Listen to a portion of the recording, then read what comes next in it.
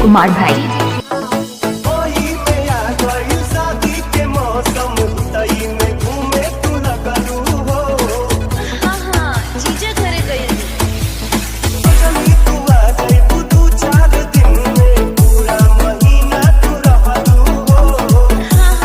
DJ Anil radio. जुलाई में गर्मी से बचलू तब जब छत पर दिखाई तू दिलू अगस्त में पूरा अरमान की रही हम असरा लगा के रहतानी बहुत परेशान ए जान कहीं हिम्मत जुटा के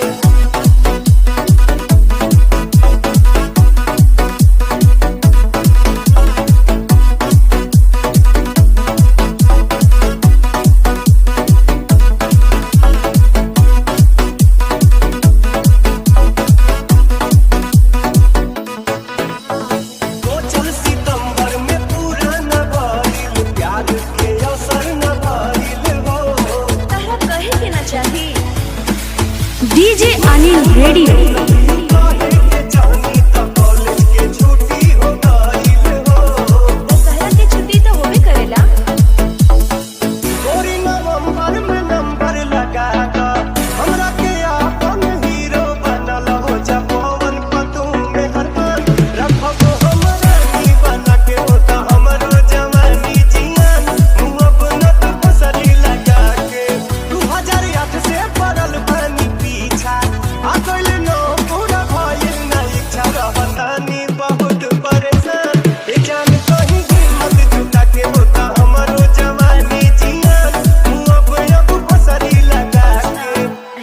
बोला हम तहरे के चाहिला।